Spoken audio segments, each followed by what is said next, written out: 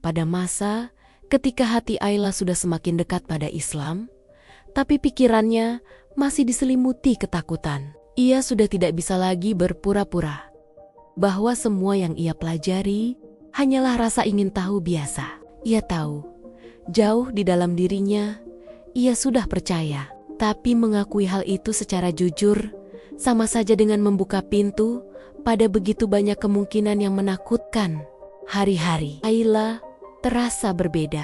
Ia mulai lebih berhati-hati dalam bersikap. Ia tidak lagi ikut bergosip, tidak ikut membicarakan orang lain di kantor, dan lebih sering memilih diam. Beberapa teman menganggapnya berubah.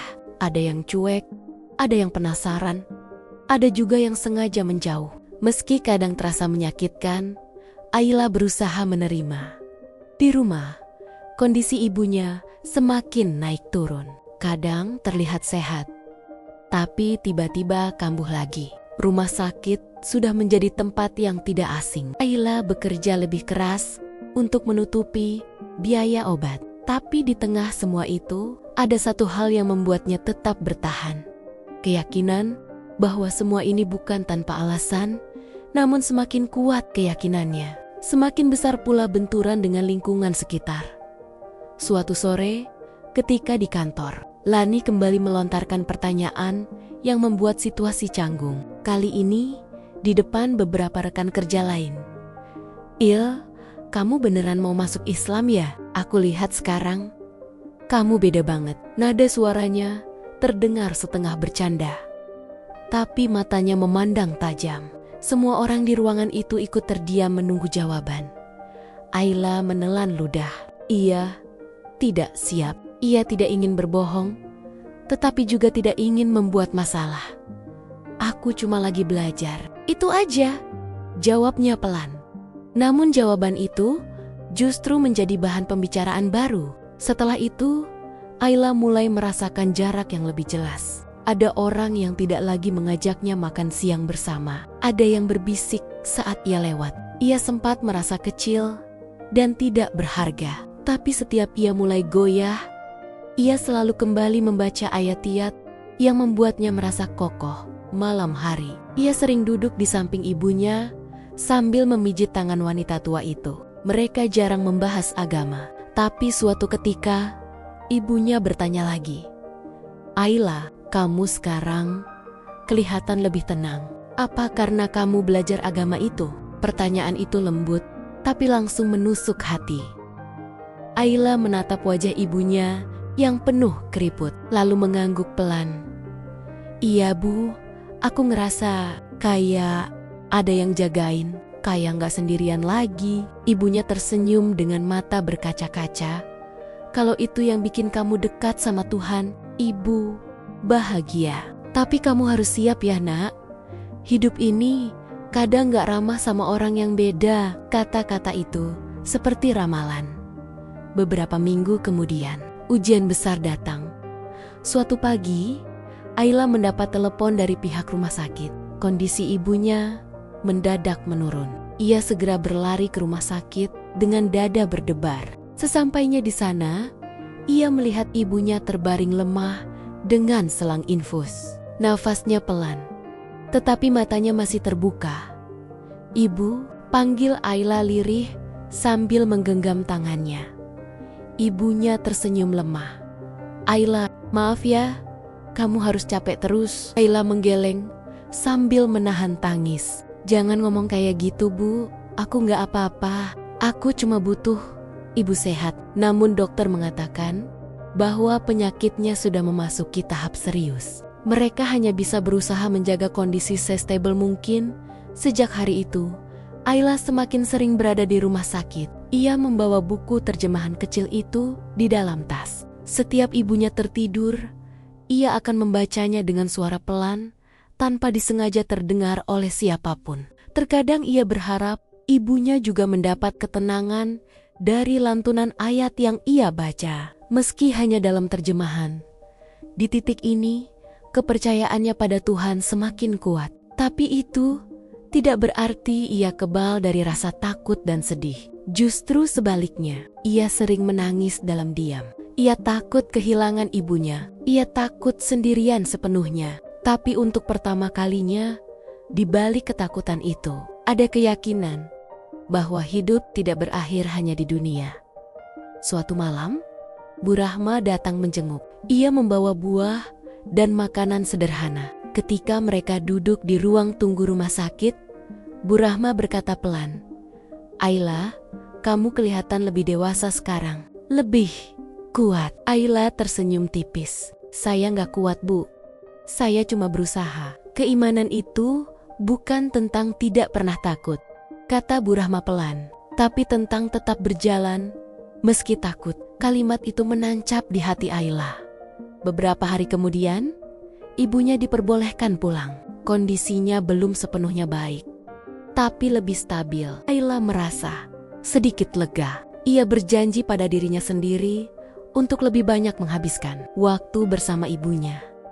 Namun badai lain sudah menunggu di depan. Suatu hari di kantor, tiba-tiba kepala kantor kembali memanggilnya. Kali ini suasananya lebih serius. Di ruangan itu ada juga perwakilan dari pihak manajemen. "Ayla, kami menghargai kemampuan kerjamu, tapi beberapa kolega merasa tidak nyaman karena isu agama yang berkembang. Kami harus menjaga suasana kerja tetap kondusif." Ayla terdiam. "Kami tidak melarang keyakinanmu, tapi tolong jaga agar tidak menimbulkan kegaduhan. Dan mungkin kamu bisa mulai mencari tempat yang lebih sesuai dengan kondisimu." Kalimat itu halus, tapi jelas berarti satu hal. Ia diminta pergi. Ayla keluar dari ruangan itu dengan langkah gontai. Rasanya seperti dunia runtuh. Ia sudah bekerja di sana bertahun-tahun. Gaji dari kantor itulah yang selama ini menghidupi dirinya dan ibunya. Sekarang ia harus pergi, hanya karena ia dianggap berbeda. Malam itu ia menangis di kamar. Tangis yang tidak bisa ia tahan lagi. Ia merasa terhimpit antara keinginan mencari kebenaran dan kenyataan hidup yang keras. Namun di tengah tangisnya, ia kembali membaca ayat yang berbicara tentang tawakal, tentang percaya pada rencana Tuhan. Bahkan ketika manusia tidak mengerti, hatinya perlahan tenang. Ia memutuskan untuk menerima saja. Ia mengundurkan diri dengan baik-baik. Beberapa teman merasa bersalah dan meminta maaf, tapi ada juga yang diam saja. Ayla memilih untuk tidak menyimpan dendam. Ia kemudian mulai mencari pekerjaan baru. Tidak mudah, apalagi dengan kondisi ibunya. Tapi di sisi lain, ia merasa lebih bebas. Tidak ada lagi tekanan atau tatapan curiga. Pada masa inilah hatinya semakin yakin.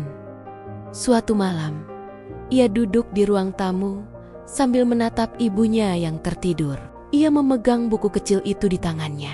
Dalam hati, ia berkata pelan, seolah berbicara pada dirinya sendiri. "Aku sudah percaya. Aku gak bisa lagi berpura-pura tidak percaya." Air matanya mengalir. Tapi kali ini, bukan hanya karena sedih. Ada rasa lega yang besar. Namun sekaligus, bayangan masa depan terasa gelap. Bagaimana nanti kalau orang lain tahu? Bagaimana kalau keluarganya menolak? Bagaimana kalau hidupnya semakin sulit? Banyak pertanyaan memenuhi kepalanya. Tapi ada satu jawaban yang kini selalu muncul. Kalau Tuhan yang menuntun, maka Tuhan pula yang akan menjaga. Beberapa hari kemudian, ia memberanikan diri bicara jujur pada ibunya. "Bu, ada sesuatu yang harus aku bilang." Ibunya menatapnya lembut. "Apa, Nak?" Ayla menarik napas panjang. "Aku sekarang percaya pada Islam. Aku nggak tahu ke depannya gimana, tapi aku merasa damai." Sunyi sejenak. Ibunya tidak marah, tidak berteriak, tidak menangis. Ia hanya memegang tangan Ayla dengan gemetar. "Kalau itu membuat kamu dekat dengan Tuhan, Ibu restui. Ibu cuma mau lihat kamu bahagia dan jadi orang baik." Ayla langsung memeluk ibunya sambil menangis. Malam itu menjadi malam yang tidak akan pernah ia lupakan, namun sekaligus itu juga menjadi awal ujian yang lebih besar. Karena setelah pengakuan itu, jalannya tidak akan lagi sama. Ayla duduk sendirian di depan rumah, menatap langit malam. Ia tahu bahwa hidupnya akan berubah. Ia tahu bahwa mungkin akan ada penolakan, kesulitan, bahkan kehilangan. Tapi untuk pertama kalinya, meski masa depan masih gelap, hatinya merasa tenang. Seakan ada suara lembut yang berkata, "Kamu tidak sendiri." Dan Ayla memutuskan, apapun yang terjadi nanti, ia tidak akan kembali pada masa ketika hatinya kosong. Karena perjalanan menuju hidayah bukan hanya tentang menemukan Tuhan, tapi tentang menemukan rumah bagi jiwanya. Dan kini, ia sudah berada di ambang pintu rumah itu. Beberapa minggu setelah Ayla pertama kali mengenal terjemahan Al-Quran, hidupnya di permukaan masih sama seperti sebelumnya. Ia tetap pergi bekerja pagi hari, mengurus ibunya sepulang kerja, lalu beristirahat di malam hari. Tidak ada perubahan besar yang terlihat dari luar, tapi di dalam dirinya banyak hal mulai bergerak pelan-pelan. Sekarang, setiap ada waktu luang, Ayla akan berusaha mampir ke perpustakaan kecil itu. Tidak selalu untuk membaca Al-Quran. Kadang ia membuka buku lain yang membahas tentang sejarah Islam, kehidupan Nabi, atau kisah para mu'alaf. Tapi tetap saja, hatinya selalu kembali pada kitab yang pertama kali membuatnya tersentuh. Ia membaca pelan, tidak terburu-buru. Kadang satu halaman saja bisa ia baca berulang-ulang, sebelum akhirnya ia menutupnya dengan perasaan lega. Wanita parubaya penjaga perpustakaan itu mulai mengenali Ayla. Namanya Bu Rahma. Ia ramah, tidak banyak bertanya, dan tidak pernah menghakimi. Ia hanya menyapa dengan senyum setiap kali Ayla datang. Kadang mereka mengobrol ringan tentang cuaca, pekerjaan, atau kehidupan sehari-hari. Tapi Bu Rahma tidak pernah memaksa membahas agama. Justru sikap tenangnya itulah yang membuat Ayla nyaman. Suatu hari, ketika perpustakaan sedang cukup sepi, Ayla memberanikan diri bertanya, "Bu, kalau orang seperti saya yang tidak pernah belajar agama tapi ingin tahu lebih banyak, itu bagaimana ya?" Pertanyaan itu keluar begitu saja, tanpa ia rencanakan. Pipinya sedikit memanas karena malu. Ia takut dianggap aneh, atau sok suci, atau sedang cari perhatian. Tapi Bu Rahma hanya tersenyum lembut. "Tidak apa-apa, Nak. Semua orang punya waktu masing-masing untuk mencari kebenaran. Ada yang sejak kecil, ada yang setelah dewasa. Yang penting hatinya tulus." Jawaban itu sederhana, tapi cukup untuk menenangkan hati Ayla. Ia merasa tidak dihakimi. Ia merasa diperbolehkan untuk sekadar mencari, namun perjalanan mencari kebenaran tidak selalu mulus. Di kantor, bisik-bisik semakin sering terdengar. Ada seorang rekan kerja bernama Lani yang terkenal cerewet. Ia pernah bertanya langsung pada Ayla dengan nada bercanda, tapi menusuk, kamu sekarang rajin ke perpustakaan Islam ya? Jangan-jangan mau pindah agama nih?" Ayla terdiam. Ia tidak siap dengan pertanyaan seperti itu. Ia hanya tertawa kecil dan berkata singkat, "Cuma baca aja." Tapi sejak hari itu, Ayla merasa semakin diperhatikan. Setiap geraknya seakan dinilai, padahal ia sendiri belum tahu apa yang sebenarnya ia mau. Ia hanya sedang belajar. Di rumah, ibunya semakin sering sakit-sakitan. Kadang demam, kadang pusing, kadang badannya lemah. Ayla harus membagi waktu antara bekerja, membaca, dan merawat ibunya. Di tengah kesibukan itu, ia sering merasa lelah. Tapi anehnya, membaca ayat-ayat Al-Quran justru memberinya tenaga. Seolah di sana ada ketenangan yang tidak bisa ia temukan di tempat lain. Malam-malamnya sekarang lebih sering diisi dengan renungan. Ia duduk sendirian di ruang tamu. Lampu dimatikan, kecuali satu lampu kecil. Ia membuka buku terjemahan itu pelan-pelan, berusaha memahami maknanya. Kadang ia terisak, kadang ia tersenyum kecil, kadang ia hanya terdiam lama. Namun semakin dekat hatinya pada ajaran itu, semakin kuat pula rasa takutnya. Ia takut kehilangan teman. Ia takut keluarganya tidak menerima. Ia takut dicap aneh. Ia takut hidupnya makin sulit. Dan ketakutan itu bukan tanpa alasan. Suatu malam, ibunya berkata pelan saat mereka makan bersama. Ayla, belakangan ini, ibu dengar dari tetangga. Katanya, kamu sering ke perpustakaan Islam. Ibu gak apa-apa kok. Ibu cuma ingin tahu kamu lagi cari apa, nak? Nada suara ibunya lembut. Tidak ada kemarahan, hanya keingintahuan. Tapi jantung Ayla langsung berdegup kencang. Ia menelan ludah sebelum menjawab. Aku cuma baca-baca, Bu. Tentang kehidupan, tentang Tuhan, tentang makna hidup. Aku cuma ingin paham. Ibunya terdiam cukup lama. Lalu ia tersenyum tipis. Kalau itu bisa bikin kamu jadi lebih baik, ibu gak akan larang. Selama kamu tetap jadi anak yang baik, ibu percaya sama kamu. Kalimat itu membuat mata Ayla berkaca-kaca. Ia mengangguk pelan, tapi dalam hatinya, rasa bersalah tetap muncul. Ia merasa sedang menyembunyikan sesuatu yang jauh lebih dalam dari sekadar membaca. Hari-hari berikutnya, Ayla semakin tenggelam dalam pencarian. Ia mulai belajar tentang salat bukan untuk mempraktikannya, hanya ingin tahu. Ia membaca tentang tauhid, tentang keikhlasan, tentang sabar. Ia menemukan konsep bahwa hidup tidak selalu mudah, tapi Tuhan tidak pernah meninggalkan hambanya. Kalimat itu seperti pelukan bagi jiwanya. Namun godaan untuk mundur selalu datang. Ada hari ketika ia merasa sangat takut pada perubahan. Ia bertanya pada dirinya sendiri, kenapa harus Islam? Kenapa bukan yang lain? Tapi setiap kali ia mencoba menjauh, hatinya terasa kosong lagi. Seperti seseorang yang sudah menemukan sumber air, lalu dipaksa kembali ke padang pasir. Ia tidak sanggup. Suatu sore, ketika Ayla sedang membaca, tiba-tiba Bu Rahma duduk di kursi seberang. Ia memandang Ayla dengan lembut. Boleh ibu tanya sesuatu? Ayla mengangguk. Kamu kelihatannya sedang mencari kedamaian. Benar begitu? Ayla terdiam lama sebelum akhirnya berkata, saya capek, Bu. Hidup rasanya berat. Saya nggak tahu harus sandar ke siapa. Saya baca ini, dan entah kenapa hati saya jadi lebih tenang. Bu Rahma tersenyum. Itu tanda hatimu sedang dijaga Tuhan. Tapi keputusan apapun nanti, ambillah dengan hati yang jernih. Jangan karena emosi sesaat.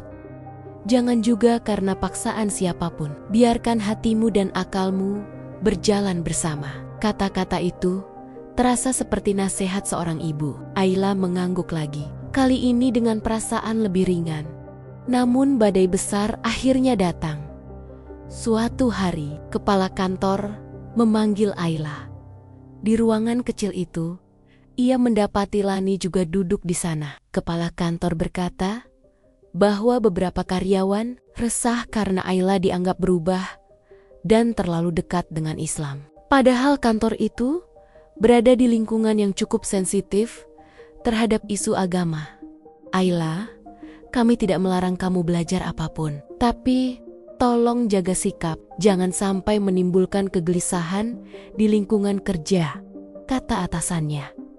Kalimat itu terasa seperti pisau. Ayla menunduk. Ia tidak pernah bermaksud mengganggu siapapun. Ia hanya mencari ketenangan. Tapi sekarang, seolah dunia memaksanya untuk memilih. Tetap tenang, tapi kehilangan kedamaian. Atau tetap mencari kedamaian, tapi dianggap mengganggu. Hari itu, ia pulang dengan hati hancur. Di kamar, ia menangis lama sekali. Ia merasa sendirian. Ia bertanya pada Tuhan, kalau ini benar, kenapa berat sekali jalannya? Malam itu, ia tidak membaca apa-apa. Ia hanya duduk diam, menatap langit-langit kamar. Tapi semakin ia mencoba menjauh, semakin ia rindu pada ketenangan yang biasa ia rasakan saat membaca kitab itu. Beberapa hari kemudian, ketika emosinya mulai tenang, ia kembali ke perpustakaan. Tapi kali ini, langkahnya lebih hati-hati. Ia duduk di pojok, berusaha tidak menarik perhatian. Saat membaca, ia menemukan terjemahan ayat yang berbicara tentang ujian hidup, tentang sabar, tentang bagaimana Tuhan menilai hati manusia. Kata-kata itu membuatnya menangis lagi, tapi kali ini bukan karena sedih, lebih karena tersentuh. Ia mulai sadar bahwa hidup memang tidak akan pernah mudah, dengan atau tanpa agama. Bedanya, sekarang ia merasa ada yang memegang tangannya. Namun konflik dalam dirinya belum selesai. Ia belum siap mengakui bahwa ia percaya. Ia belum siap mengambil keputusan besar. Ia masih takut kehilangan banyak hal. Tapi satu hal pasti, hatinya sudah tidak sama lagi. Pada suatu malam, setelah ibunya tidur, Ayla duduk sendirian di ruang tamu. Lampu dipadamkan. Hanya ada cahaya remang dari luar jendela. Ia menutup matanya dan berbisik lirih, "Ya Tuhan, kalau memang ini jalan yang benar, tolong kuatkan aku. Jangan lepaskan aku, tapi jangan juga biarkan aku menipu diri sendiri." Itu bukan doa yang sempurna, tapi doa itu lahir dari hati. Sejak saat itu, Ayla tidak lagi membaca hanya sebagai ilmu, tapi sebagai perjalanan. Ia sadar bahwa segala sesuatu membutuhkan waktu. Ia tidak ingin terburu-buru. Ia ingin memahami semuanya, pelen-pelen. Ia belajar bahwa keimanan bukan sekadar kata-kata, tapi tentang bagaimana hati menemukan rumahnya. Dan tanpa ia sadari, rumah itu kini semakin dekat. Namun perjalanan ini belum selesai. Justru baru memasuki tahap paling sulit. Tahap di mana ia harus berhadapan dengan kenyataan, menata keberanian, dan mempersiapkan diri untuk menghadapi reaksi dunia luar. Sementara itu, Tuhan diam-diam terus menuntunnya melalui ayat-ayat yang ia baca, melalui orang-orang baik yang ia temui, dan melalui setiap peristiwa yang terjadi dalam hidupnya. Ayla yang duduk di tangga depan rumah pada malam yang sepi, angin berhembus pelan. Ia memeluk lututnya, menatap langit gelap tanpa bintang. Di dalam hatinya ada rasa takut, tapi bersamaan dengan itu ada rasa hangat yang semakin besar. Hangat yang tidak bisa ia abaikan lagi. Dan entah kapan, cepat atau lambat, ia tahu bahwa ia harus memilih. Namun untuk saat ini, ia hanya ingin menikmati ketenangan kecil itu. Karena mungkin inilah pertama kalinya dalam hidup ia merasa tidak benar-benar sendirian. Malam itu menjadi malam yang panjang bagi Ana. Setelah ia mendengar suara azan untuk pertama kalinya di Indonesia, pikirannya tidak bisa tenang. Ada perasaan aneh yang belum pernah ia rasakan sebelumnya. Bukan takut, bukan bingung, tapi seperti ada sesuatu yang mengetuk hatinya pelan-pelan, memintanya untuk berhenti melawan dan mulai mendengarkan. Di kamar kecil kos-kosannya, ia duduk di pinggir ranjang sambil memegang ponselnya. Tangannya bergetar. Ia mencari kata azan meaning di internet. Hal pertama yang ia temukan adalah penjelasan sederhana bahwa azan adalah panggilan untuk salat, sebuah ajakan untuk kembali mengingat Tuhan. Matanya bergerak pelan, membaca arti tiap kalimat. Allahu Akbar, Allah Maha Besar. Baru membaca itu saja, sudah membuat dadanya terasa hangat. Lalu ia lanjut membaca arti baris berikutnya. Kalimat demi kalimat terasa seperti bicara langsung padanya. Ada rasa damai yang mengalir pelan. Tidak ada paksaan, tidak ada ancaman, hanya panggilan lembut untuk mengingat Tuhan.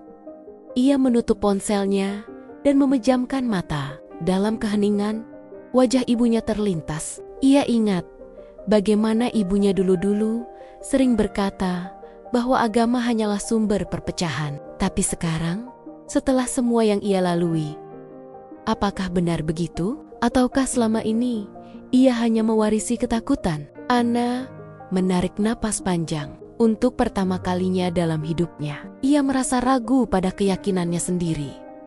Keesokan harinya, ia kembali bekerja seperti biasa. Tapi hari itu terasa berbeda. Ia menjadi lebih pendiam.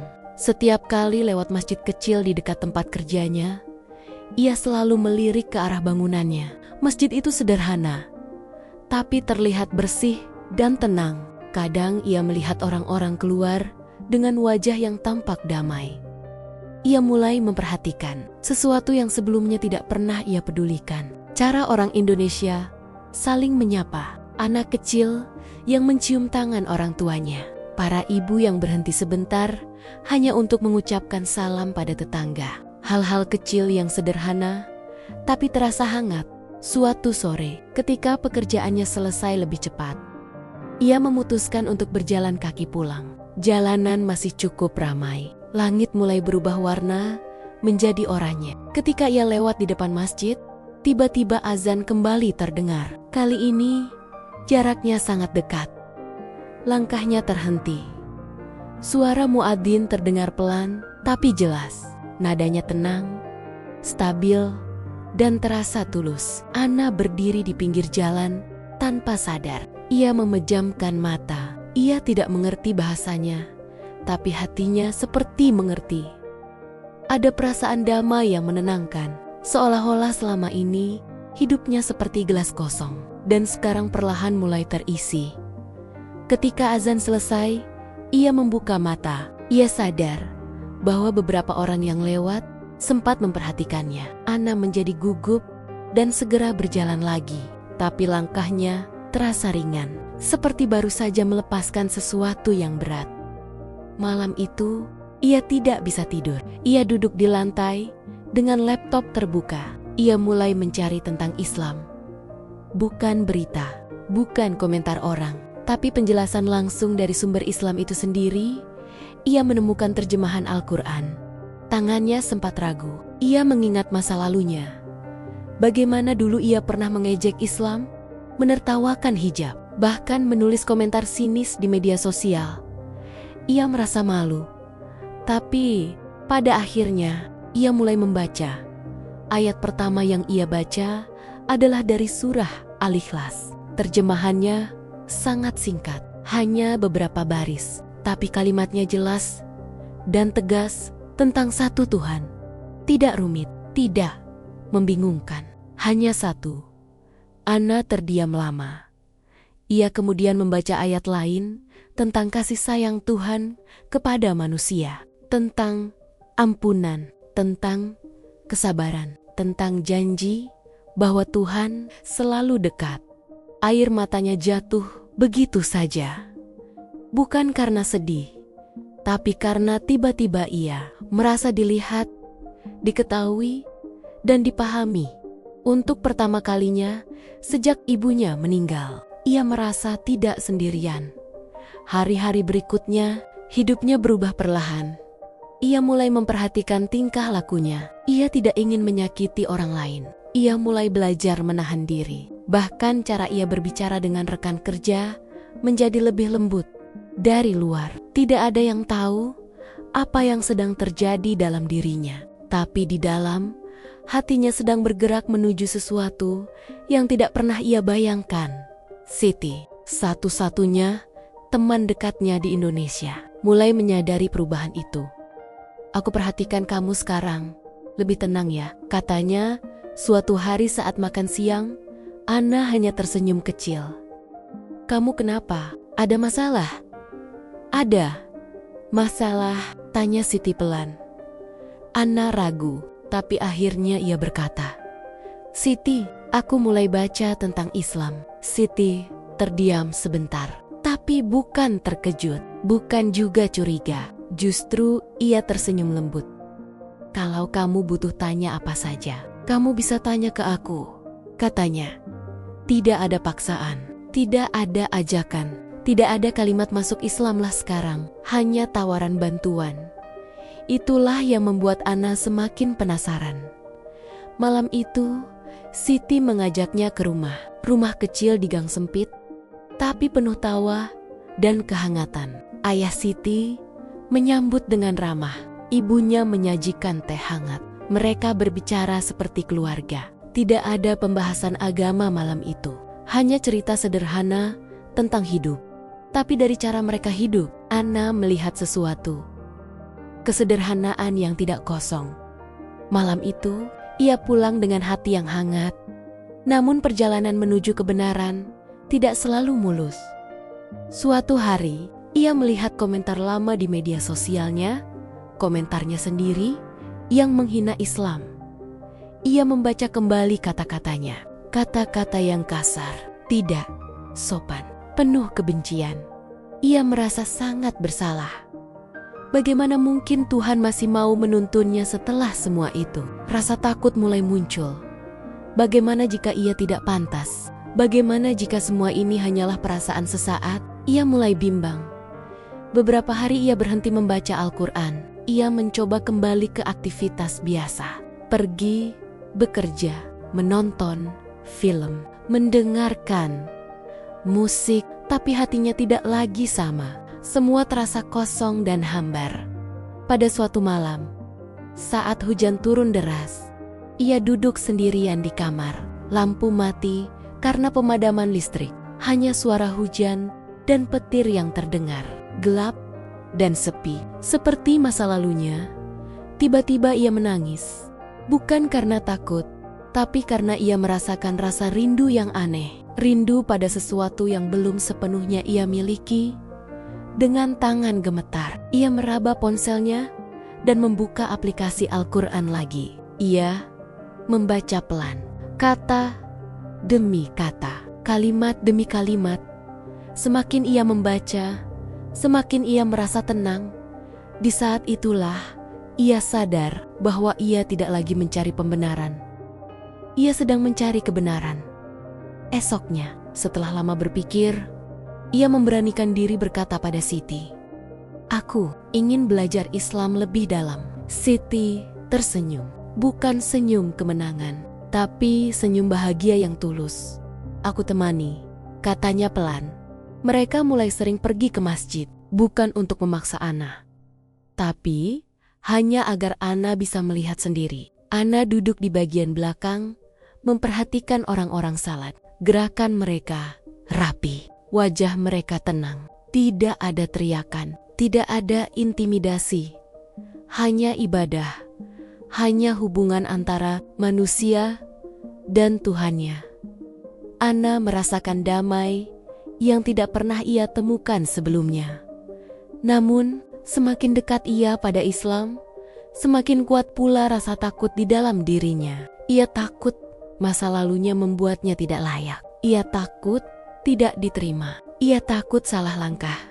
Suatu malam, ia bahkan menangis terseduh-seduh, memeluk bantal, memohon dalam hati Tuhan, "Kalau ini benar, tolong bimbing aku." Tanpa sadar, ia sudah berbicara pada Allah.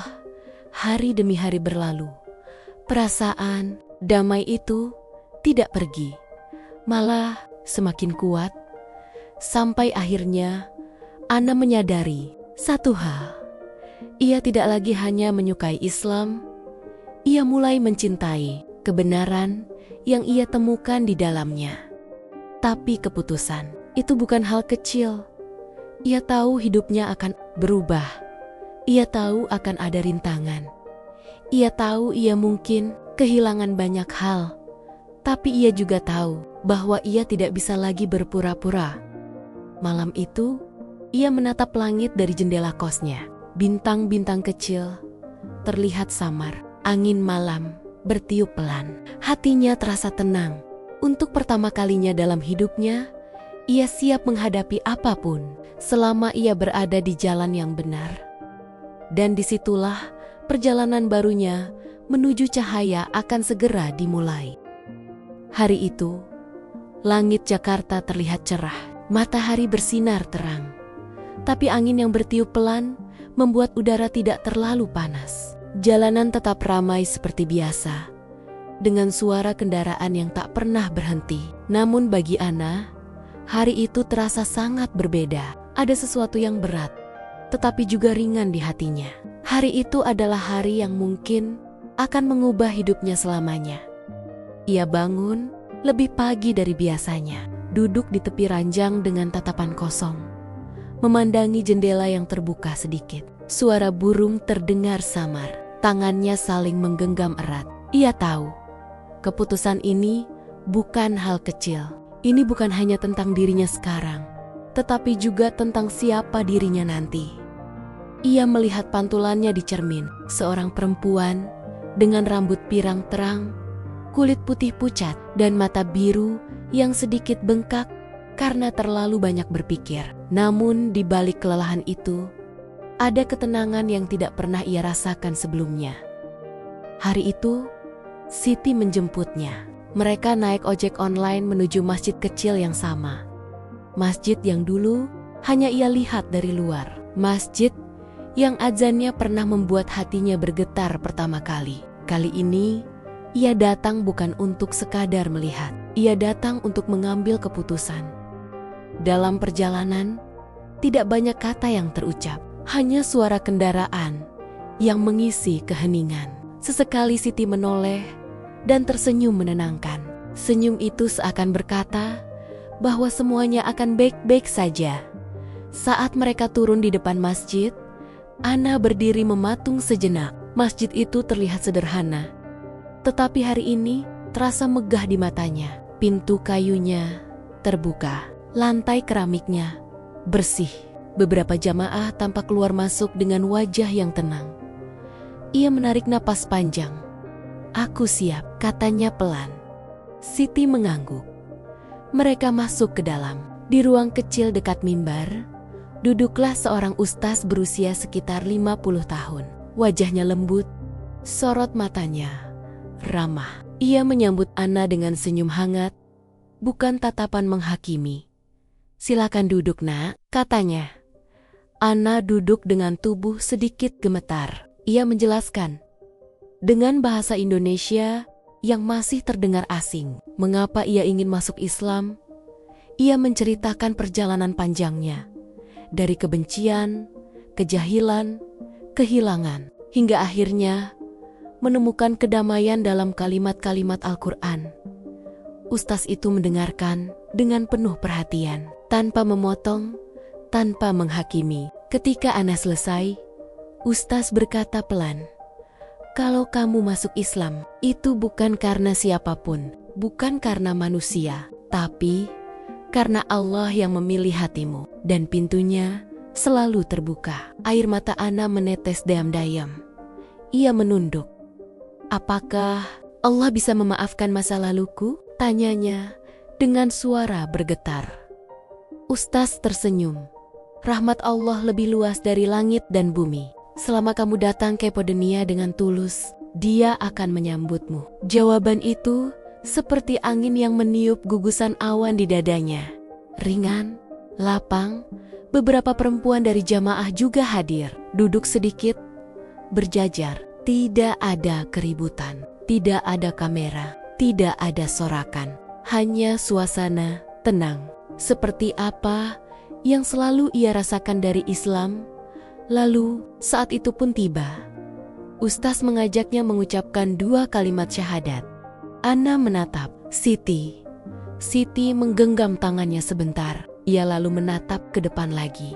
Jantungnya berdegup kencang. Tangannya bergetar, tapi hatinya tenang. "Ucapkan pelen-pelen." "Ya," kata Ustaz. Ana mengangguk.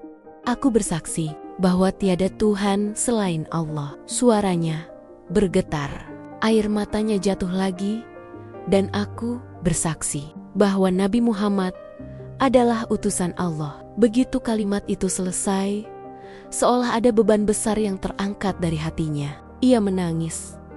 Bukan menangis sedih, bukan menangis takut, tetapi menangis lega. Seumur hidupnya, ia selalu merasa kosong, selalu mencari sesuatu yang tidak ia mengerti. Dan hari itu, di dalam masjid kecil di Indonesia, ia menemukan jawabannya. Jamaah yang hadir tersenyum penuh kehangatan. Tidak ada tepuk tangan, tidak ada euforia berlebihan. Hanya doa, hanya ucapan, "Selamat datang dalam Islam. Semoga Allah menjaga hatimu." Ana menutup wajahnya dengan kedua tangan. Ia merasa seperti bayi yang baru lahir kembali. Bersih, suci, dimulai dari awal, Setelah syahadat, Ustaz berbicara pelan. Mulai hari ini, kamu bukan lagi orang asing bagi kami.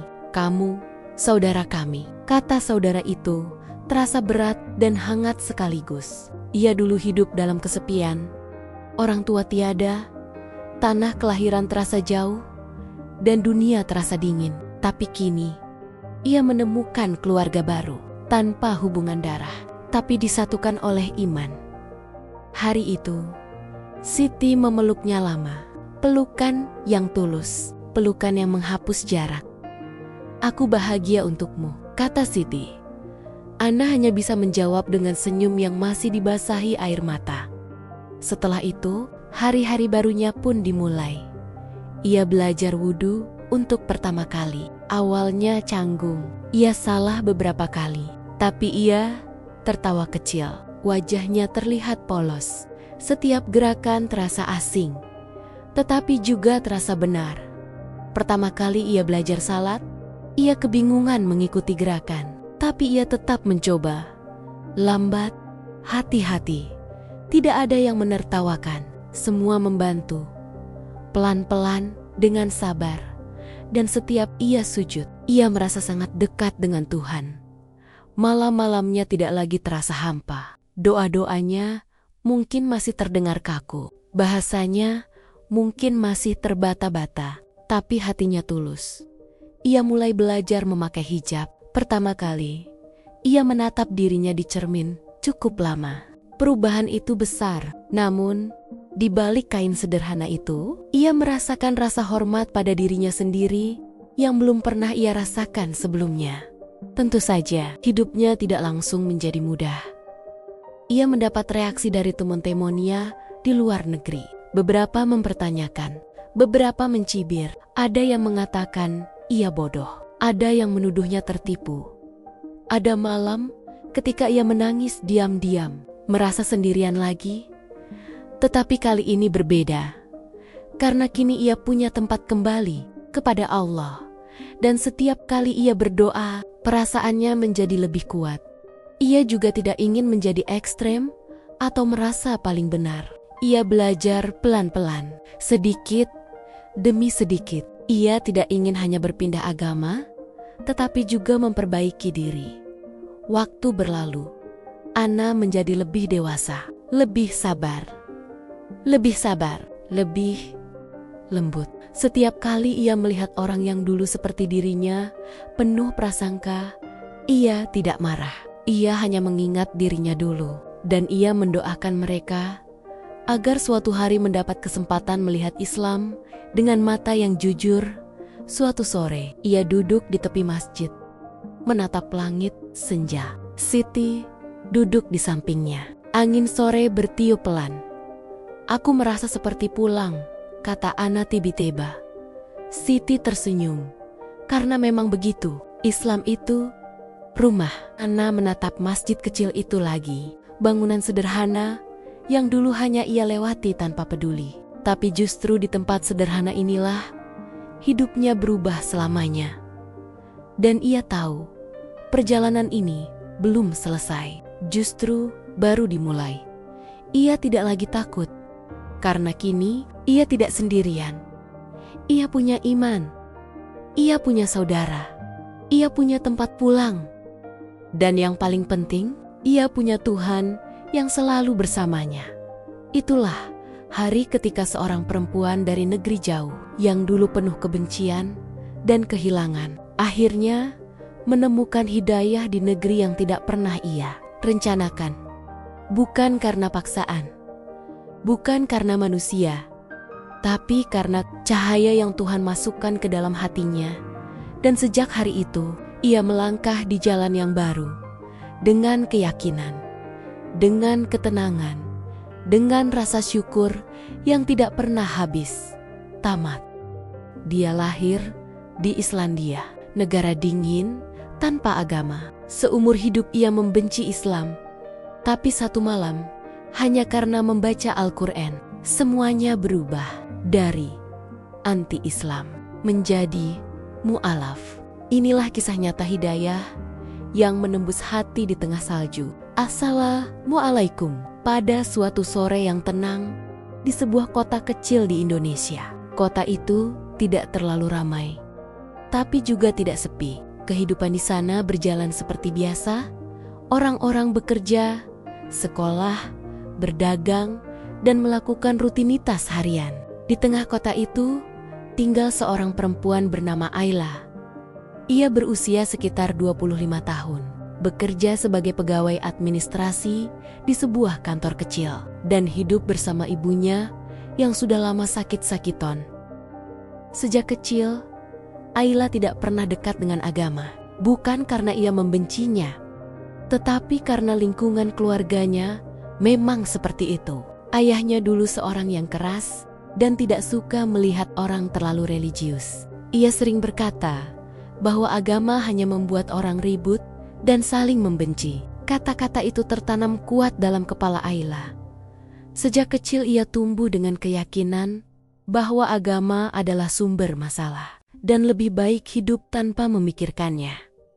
Ketika ayahnya meninggal beberapa tahun lalu, Ayla dan ibunya hidup berdua saja. Kepergian ayahnya sebenarnya menyisakan luka, meski hubungan mereka tidak hangat. Tapi sejak itulah beban hidup semakin berat. Ibunya jatuh sakit dan tidak lagi bisa bekerja. Ayla harus menjadi tulang punggung keluarga. Hidupnya sederhana, gajinya pas-pasan. Kadang untuk membeli obat ibunya saja, ia harus menunda kebutuhan pribadi. Namun bukan hanya itu yang membuat hidupnya terasa berat. Di dalam dirinya ada rasa kosong yang sulit dijelaskan. Setiap bangun pagi, ia merasa menjalani hidup hanya karena harus, bukan karena mau. Ia bekerja, pulang, merawat ibunya, lalu tidur. Begitu seterusnya. Tidak ada sesuatu yang benar-benar membuatnya merasa hidup. Ia sering berpikir, apa sebenarnya tujuan semua ini? Kenapa manusia hidup kalau akhirnya akan mati juga? Pertanyaan itu datang hampir setiap malam ketika ia menatap langit dari jendela rumah kecilnya. Rumah itu sederhana, bahkan cenderung tua. Cat dindingnya mulai mengelupas. Atapnya kadang bocor saat hujan deras. Tapi di sanalah semua kenangan hidupnya tersimpan. Ayla sebenarnya ingin pindah, tapi ia tidak punya pilihan lain. Lingkungannya cukup religius, banyak tetangga yang rajin ke masjid. Namun Ayla selalu menjaga jarak. Ia merasa asing setiap kali melihat orang-orang beribadah bersama. Ia takut dinilai tidak tahu apa-apa. Ia juga masih membawa pengaruh dari ayahnya, bahwa agama bisa memecah belah. Kadang ia merasa risih melihat orang yang terlalu menonjolkan keyakinannya. Baginya, itu berlebihan. Tapi hidup sering berjalan dengan cara yang tak pernah ia rencanakan. Suatu hari, ketika pulang kerja, Ayla melewati perpustakaan kecil milik salah satu lembaga sosial di dekat kantornya. Biasanya, ia hanya lewat. Tapi hari itu, hujan turun deras dan ia tidak membawa payung. Ia pun berteduh di depan perpustakaan itu. Petugas yang sedang berjaga, seorang perempuan paruh baya, berhijab dengan wajah ramah, mempersilakannya masuk agar tidak kedinginan. Awalnya, Ayla merasa canggung, tapi ia tetap masuk. Di dalam perpustakaan itu, ada banyak buku tentang sejarah, sains, novel, dan juga agama. Ia duduk di salah satu kursi sambil menghangatkan diri. Matanya menyapu deretan rak buku tanpa niat tertentu. Hingga pandangannya berhenti pada satu buku kecil berwarna hijau. Di sampulnya tertulis terjemahan dan tafsir Al-Quran. Untuk sesaat, Ayla hanya menatap buku itu. Ada perasaan aneh. Ia tidak pernah benar-benar menyentuh kitab agama sebelumnya. Tapi entah mengapa, tangan Ayla tergerak mengambilnya. Ia tidak punya niat mempelajari, hanya sekadar ingin tahu. Dalam pikirannya, masih ada sedikit rasa curiga. Ia masih membawa pandangan negatif tentang agama ini, karena selama ini hanya mengenalnya melalui berita dan cerita orang. Ia membuka halaman pertama dengan perasaan ragu. Kalimat-kalimat yang tertulis di sana terdengar sederhana, namun kuat. Ada ayat yang membahas tentang kehidupan, kematian, dan tujuan manusia. Ia membaca pelan. Kata demi kata itu justru membuat pikirannya tenang. Tidak ada nada keras seperti yang selama ini ia bayangkan. Tidak ada ancaman seperti yang sering ia dengar. Yang ia temukan justru penjelasan tentang arti hidup dan hubungan manusia dengan Pencipta. Ayla menutup buku itu sejenak, menarik napas panjang. Hatinya bergetar. Ia tidak paham mengapa. Tapi ada sesuatu yang menyentuhnya. Seakan selama ini ia sedang mencari jawaban. Dan sedikit dari jawaban itu baru saja ia temukan di halaman buku itu.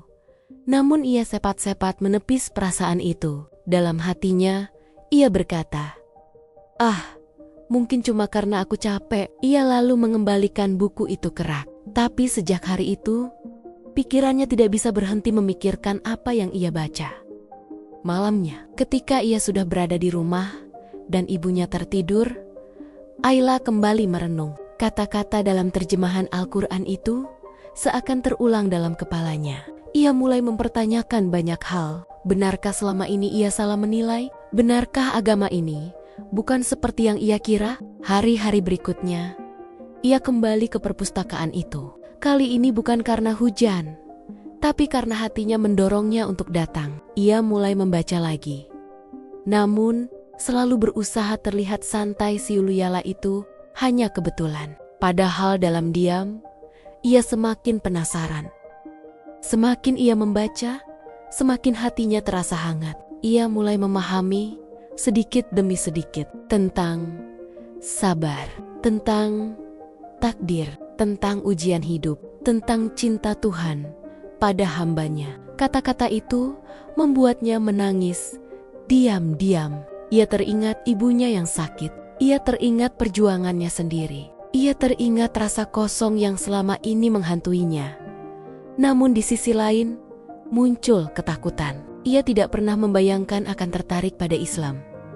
Bagaimana jika orang-orang tahu? Bagaimana kalau keluarganya, terutama almarhum ayahnya, tidak akan pernah memaafkannya? Ia merasa bingung. Ada tarik-menarik di dalam dirinya antara rasa damai yang ia temukan dan rasa takut pada pandangan orang lain.